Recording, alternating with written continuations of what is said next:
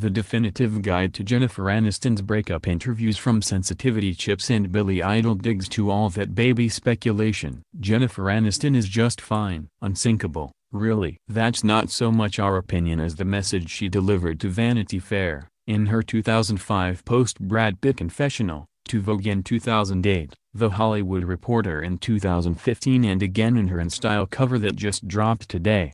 Yes, divorce sucks, and any reasonable human would be upset about ending a relationship with a partner they assumed was the forever kind. But please stop with the whole Jen Aniston sad sack narrative. And for the love of everything, if you're going to ask why she can't hold on to a significant other, you better direct that same query toward her estranged husband Justin Theroux, toward Pitt, toward any single adult male in Hollywood, really. If there's one takeaway from her recent chat with good friend Molly McNierney, a producer, writer and wife of talk show host Jimmy Kimmel, it should be just how tired that storyline is. When a couple breaks up in Hollywood, it's the woman who is scorned, the 49-year-old dumpling star griped to InStyle. The woman is left sad and alone. She's the failure. F that. When was the last time you read about a divorced childless man referred to as a spinster? Because if one were reaching for a label to bestow upon Aniston, there are more than a few: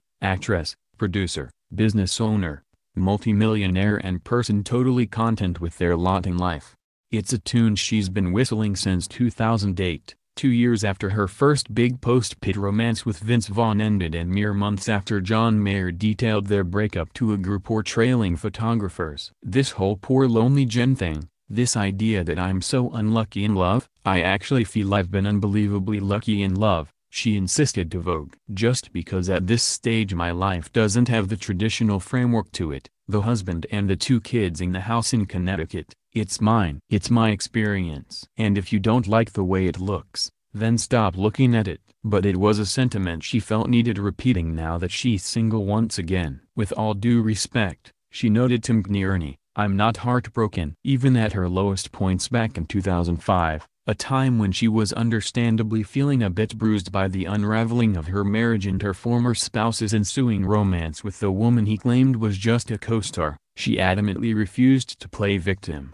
Yes, there were times when she felt down, like she was navigating uncharted territory without a buddy. It's sort of like Bambi, like you're trying to learn to walk, she admitted in the bombshell Vanity Fair piece, but she was able to find the glass-half-full viewpoint, to see it as an opportunity for personal growth. Am I lonely? Yes. Am I upset? Yes. Am I confused? Yes. Do I have my days when I've thrown a little pity party for myself? Absolutely, she reasoned. But I'm also doing really well. I've got an unbelievable support team, and I'm a tough cookie. With the help of therapy, she insisted, she was feeling not only strong, but hopeful about what was lying ahead, just off in the distance. You can't let the devastation of a divorce take over and win. Let it make you this bitter, closed off, angry, skeptical person, she explained. Then you're just falling victim to it. You don't want to shut your heart down. You don't want to feel that when a marriage ends, your life is over. You can survive anything. And while she admittedly wished she didn't have to chart her personal survival course in front of an audience of millions, she had already landed on the perfect coping strategy. Abandoning the Beverly Hills spread she once shared with Pitt, she had retreated to a serenely outfitted Malibu bungalow in an effort to take care of myself and my heart. It was a spot where she could scream into the abyss of the Pacific Ocean, not too loudly, she cautioned. You don't want people to think that you're crazy, and lean on her dearest friends. And she could do so while sitting on the most cushy,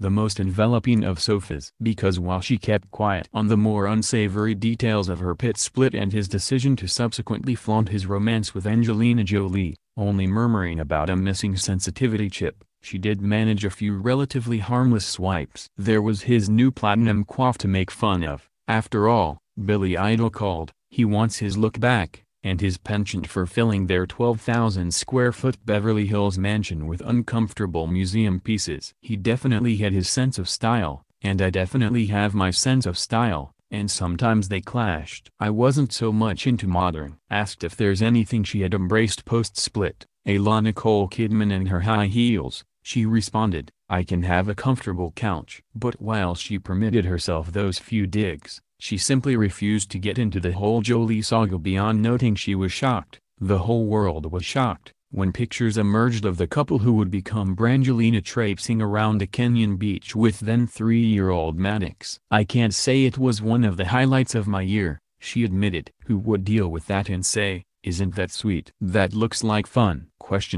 But st happens. You joke and say, what doesn't kill you makes you stronger. It wasn't that she was protecting him, per se, it just felt somewhat undignified to lay all their troubles bare. "I'm not interested in taking public potshots," she explained. "It's not my concern anymore what happened to him after the separation. It's his life now. I've made a conscious effort not to add to the toxicity of this situation. I haven't retaliated. I don't want to be a part of it. I don't have a halo that I'm polishing here. Everyone has their personal thoughts. But I would much rather everyone move on." She, in particular, was interested in doing the moving. "I am not defined by this relationship," she insisted. "I am not defined by the part they're making me play in the triangle. It's maddening to me. But I had a mom who was very angry about her divorce, and made shots, and I don't want to play that out. If people are frustrated that I don't want to do that, I'm sorry. I'm figuring this out as I go along. This is my first time at this particular picnic." She wasn't there to indulge, but she also wasn't going to stop her friends from pointing out his bad behavior. Just a little. It was extremely hurtful to Jen that he was seen with another woman so quickly after they were separated, said close pal and actress Andrea Bentwald, while producing partner Kristen Hahn spoke of Pitt's perhaps too early infatuation with his Mr. and Mrs. Smith co-star. She wasn't naive. She's not suggesting she didn't know there was an enchantment, and a friendship. But Brad was saying, this is not about another woman. Even BFF Courtney Cox spoke out, saying that while she didn't think he started an affair physically with Jolie, there was a connection, and he was honest about that with Jen. Most of the time, when people are attracted to other people, they don't tell. At least he was honest about it. It was an attraction that he fought for a period of time. Mostly, though, while her friends talked about how impressed they were with her strength, they worried about what bombshell might land next. "My worst fear is that Jen will have to face them having a baby together soon," revealed Hahn, "because that would be beyond painful." Jolie would welcome daughter Shiloh 7 months later. It was a dream Aniston had held for herself, despite the narrative that had blazed through Hollywood.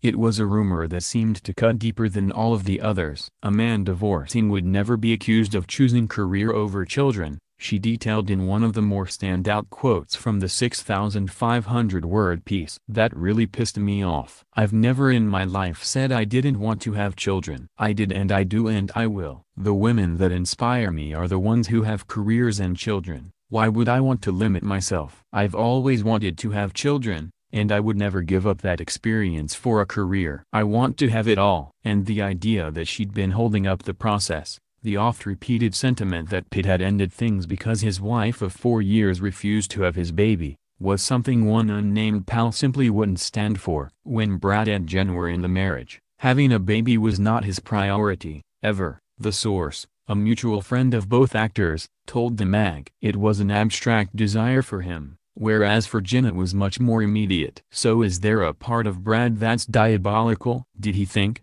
I need to get out of this marriage, but I want to come out smelling like a rose, so I'm going to let Jen be cast as the ultra-feminist and I'm going to get cast as the poor husband who couldn't get a baby and so had to move on? No matter the origin, the misogynist rumor is one that's still kicking on more than a full decade later, forcing Aniston to address its validity time and time again, most recently in reference to her February split from Theroux.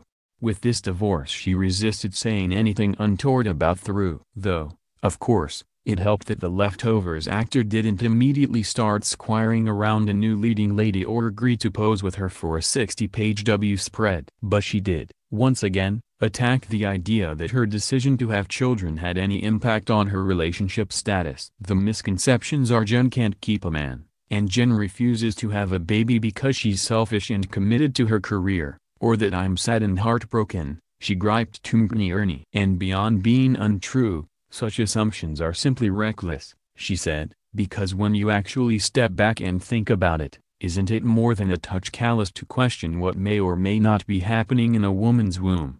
No one knows what's going on behind closed doors, noted Aniston. No one considers how sensitive that might be for my partner and me. They don't know what I've been through medically or emotionally. There is a pressure on women to be mothers, and if they are not, then they're deemed damaged goods. Maybe my purpose on this planet isn't to procreate. Maybe I have other things I'm supposed to do. As for any other chatter, she's well practiced at dismissing it, a talking point that's appeared in many of her interviews. Years after she labeled tabloid reports toxic, admitting she read one article in which Kimberly Stewart labeled her homely and it literally ruined my life, she joked with Ernie about the increasingly wild headlines, even Googling herself to discover she was planning a $100,000 revenge makeover. For the most part I can sit back and laugh at the ridiculous headlines because they have gotten more and more absurd, she said. I guess they're feeding into some sort of need the public has, but I focus on my work, my friends, my animals, and how we can make the world a better place. Perhaps that's why in this sit-down, some 13 years after she gamely discussed her ongoing divorce with Pitt, she's offering up fewer details for readers to obsessively parse.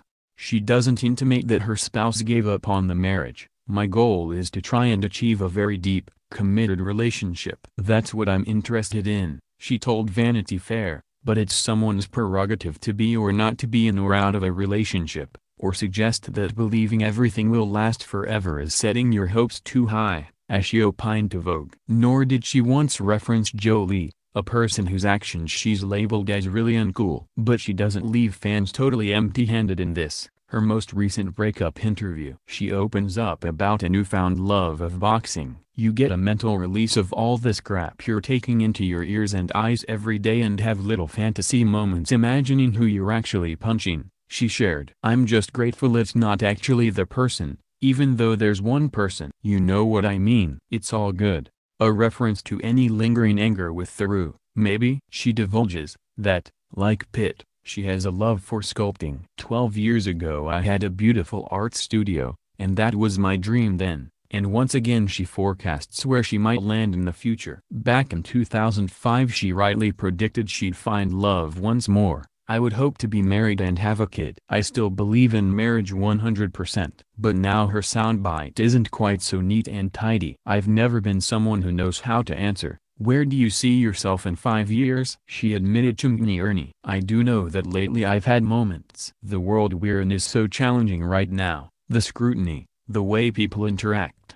There's just bad behavior around us a lot. There have been moments when I would just love to get out of Dodge and move to Switzerland, or somewhere, and start anew. Just have this ST behind me. And while that might simply be unfathomable, for a woman like Aniston to really go off-grid, she does make it a point to routinely reevaluate her purpose. Every 7 years, she said, I try to sum up what I am doing and what I want to make my focus. I'm trying to make better choices. In perhaps her most stunning of admissions, she indicates that one of those projects could just be a Friends revival. At a time when literally every other co-star has said no way, not going to happen, she's taking another tack. As she recently joked to Ellen DeGeneres, now that George Clooney is no longer a bachelor, anything is possible. I fantasize about it, she revealed to InStyle. It really was the greatest job I ever had. I don't know what it would look like today, but you never know. So many shows are being successfully rebooted. I know Matt LeBlanc doesn't want to be asked that question anymore. But maybe we could talk him into it. Or we just give it some time and then Lisa,